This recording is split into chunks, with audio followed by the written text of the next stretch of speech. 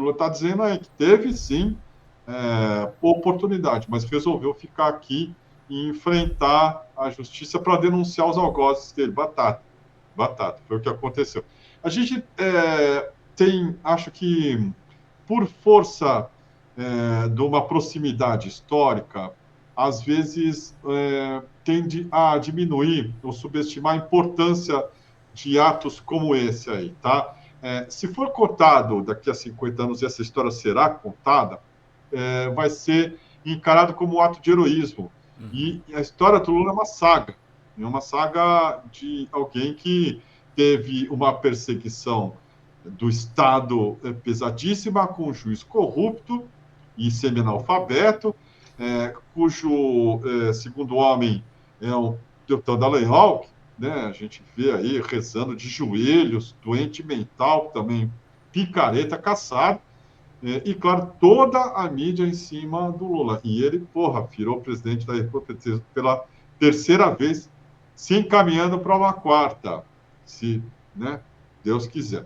Mas isso é impressionante. Como a gente tem, assim, acho que, em primeiro lugar, uma falta de perspectiva histórica, estou falando em geral da população, não nessa comunidade, talvez pela proximidade disso também.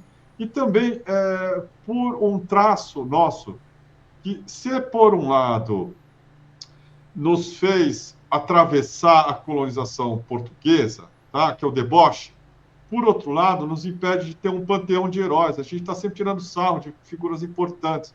Os americanos têm o Monte Rushmore, tem os Founding Fathers, né? Tem, assim, todo o país, uma série de gente que você pode dizer, assim, que estão em estátua, estão em quadros oficiais e retratos. É importante que tenha.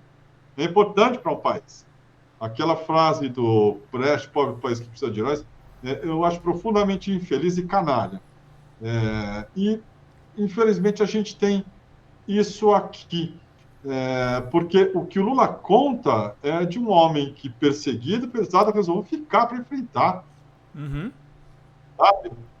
Corajoso. Algo maior que a vida, às vezes. Né? Mas é assim, é assim. Espero que esse homem, com essa biografia, seja eleito pela quarta vez. Não apenas por uma questão, acho que de sobrevivência mesmo do país. Imagina entregar para os bolsonaristas a sede de vingança com a qual eles não retornariam ao poder, mas também porque está fazendo um bom governo. O que foi feito comigo. Eu ainda trabalho com a fé de que, mesmo daqui a uns 50, 60 anos, uma parte da imprensa brasileira tenha a coragem de utilizar a palavra desculpe e pedir desculpa às mentiras que eles contaram e ao endeusamento que a imprensa fez a algumas pessoas, que hoje não vale nada. O caso está sob... Ela não devia cortar, ela devia explorar mais, mas ela tem um compromisso e não ficar mal com a imprensa também. E aí vem o caso, está na 13ª vara, não sei o quê, puxando sardinha para as reportagens que ela está fazendo, porque estão vazando coisa do Tony Garcia para ela. Então, assim, achei uma bosta. Deu um non sequitur, como se fala em latim, não deu prosseguimento a uma conversa boa, que aí, claro, deveria ser sobre o meia-culpa da imprensa brasileira sobre a Lava Jato. Né? Não tem ninguém pedindo perdão, não só não fazem isso, como estão querendo reeditar a Lava Jato. Sim. Sabe? Levantou a bola. Aí ela vai lá e puxa para esse negócio da 13ª vara, esse negócio do Tony Garcia, que é uma série de matérias que ela mesma está fazendo. Tinha um caminho para explorar aí gigantesco. Um caminho para explorar sobre a mídia.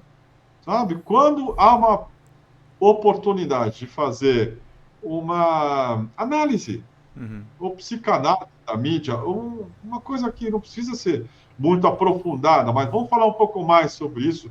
E a Daniela Lima tem, digamos, lugar de fala, ela vai lá e mete esse negócio aqui. Investigação e está andando. Teve até uma busca e apreensão pela primeira vez na história, na 13ª Vara Federal de Curitiba, e a PF apreendeu uma quantidade significativa de documentos que estavam lá. Pois é. O meu caso acabou. Não é só isso, entendeu? O meu caso acabou porque a Suprema Corte decidiu anular o processo. Porque aquele foi uma falcatrua. Então, deixa eu lhe falar, não tem dó nem piedade, Daniela. Não tem dó nem... Quem trabalha comigo sabe. Só há um jeito de você não ser molestado, é fazer as coisas direito. Eu tenho muito orgulho da Polícia Federal que eu tenho. Tenho muito orgulho. Se ela é bem orientada, ela prestará um serviço enorme à sociedade. Ela mal orientada, ela pode fazer falcatrua, porque a Polícia Federal não está a serviço do presidente da República. A Polícia Federal é uma instituição do Estado brasileiro e que ela tem que ter autonomia de verdade. Também vai falar o Banco Central. Olha, bendito seja Deus de me dar a possibilidade de ter um quadro da capacidade do Gabriel Galito do Banco Central. Mesmo com juros de 15%, Não, presidente? mesmo com juros de 15%. Eu falo para ele todo dia que o juro está alto.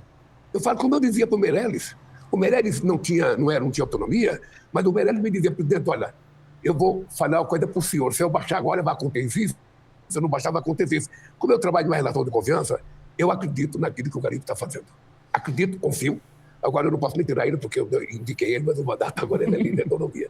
Mas é uma pessoa que, feliz do país, que tem um menino, um jovem, da qualidade, com a expertise do Galito, do Banco Central. Eu tenho certeza que o Brasil haverá de agradecer. Agora, o que é estranho é que os meus amigos pessimistas, que começaram o ano passado dizendo que a economia estava quebrada, que ia dar tudo errado, que não ia crescer, falaram isso em 2023, falaram em 2024, falaram em 2025. E o que aconteceu, na verdade? Esse país só voltou a crescer acima de 3% ao ano quando eu voltei para a presidência da República. Então, se você pegar os números hoje, é extraordinário. E isso, eu estou falando disso porque, veja, nós já pagamos os aposentados que foram levados. Nós já tomamos patrimônio das pessoas que praticaram, sabe, o crime. O processo não acabou, mas você pode ficar certo que todos vão para a cadeia e que o patrimônio que eles construíram vão ser ressarcidos para pagar os benefícios. E se tiver alguém meu envolvido nisso, vai pagar o mesmo preço, porque a lei é para todos. Presidente, vamos falar de economia. Eu consegui entrevistar o ministro Fernando Haddad lá em São Paulo, e aí eu acho justo que eu traga os dados factuais, né? Então, o senhor está agora, o Brasil vive a menor taxa de desemprego da história, a inflação vai ser entregue na meta, é a menor inflação também quadrienal da história, segundo o ministro da Fazenda. A gente teve retomada de crescimento, a Bolsa só nesse ano bateu 9 vezes o recorde, chegou a 186 mil pontos, já tem gente dizendo que vai bater 200 mil pontos, o investimento estrangeiro no Brasil disparou, muito também porque o Trump virou um bom cabo eleitoral para o senhor, né, presidente? Há uma crise de confiança nos Estados Unidos, mas calma, eu vou repetir para o senhor a mesma pergunta que eu fiz para a Fernanda Haddad. Por que esses números que mostram a retomada do poder de compra, a reconstrução de programas sociais, isso são dados da realidade? Por que isso não virou voto ainda? É porque não tem campanha ainda. Deixa eu começar a campanha. Você quer que vire voto fazendo 8 meses para a campanha? Você vai ver como vai virar voto. Daniela, há uma coisa extremamente importante que você esqueceu de dizer. É a maior população econômica ativa da história do Brasil. Eu gosto de dar números para as pessoas que estão assistindo a gente. Aqueles que não acreditam em nada. Por exemplo, um bolsonarista que está nos vendo agora. Ele não acredita em nada. Ele acha que a Terra não é redonda. Ele acha que o planeta é quadrado ou é retangular. Ele acha que vacina, o cara vira gay, o cara vira jacaré. Sabe? Acha um monte de bobagem que eles acreditam.